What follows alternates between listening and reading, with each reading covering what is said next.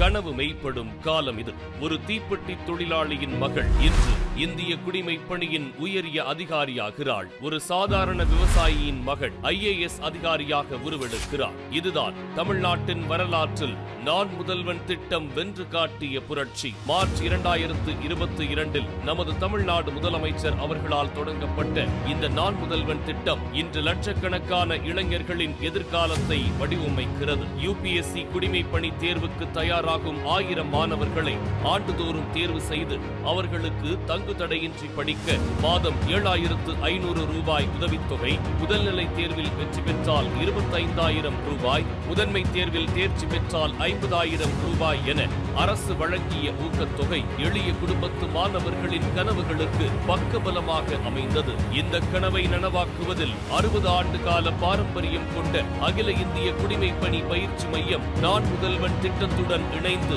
பிற்படுத்தப்பட்ட மற்றும் எளிய குடும்பத்து மாணவர்களுக்கு தரமான பயிற்சி, உறைவிட வசதி மற்றும் மிகச்சிறந்த வழிகாட்டுதலை வழங்கி வருகிறது. குறிப்பாக 2024 தேர்வில் தேர்ச்சி பெற்ற 47 மாணவர்களில் 39 பேரும், 2025 குடிமைப் பணி தேர்வில் வென்ற 57 பேரில் 50 பேரும் நான் முதல்வன் பயனாளிகள். 2025-26 UPSC முடிவுகளில் தமிழ்நாட்டிலிருந்து 60 பேர் தேர்ச்சி பெற்றனர். அதில் 56 பேர் நான் முதல்வன் மற்றும் அகில இந்திய குடிமைப் பணி பயிற்சி மையத்தில் பயிற்சி பெற்றவர்கள். மாணவி ராஜேஸ்வரி சுவி அகில இந்திய அளவில் 2வது இடமும், மாணவர் ராஜா மொய்தீன் 7வது இடமும் பிடித்து சாதனை படைத்துள்ளனர். மாணவர் அருண்குமார் முழு UPSC முதன்மை தேர்வையும் தமிழிலேயே எழுதி தேர்ச்சி பெற்று தமிழ் மொழியில் சாதிக்கலாம் என்பதை நிரூபித்துள்ளார். ஒரு தலைமுறையின் தலையெழுத்தை மாற்றும் திட்டம் தந்த நமது மாண்புமிகு முதலமைச்சர் அவர்களுக்கும் துணை முதலமைச்சர் அவர்களுக்கும் மனமார்ந்த நன்றிகள். தொடரட்டும் தமிழ் மாணவர்களின் சாதனைகள், வெல்லட்டும்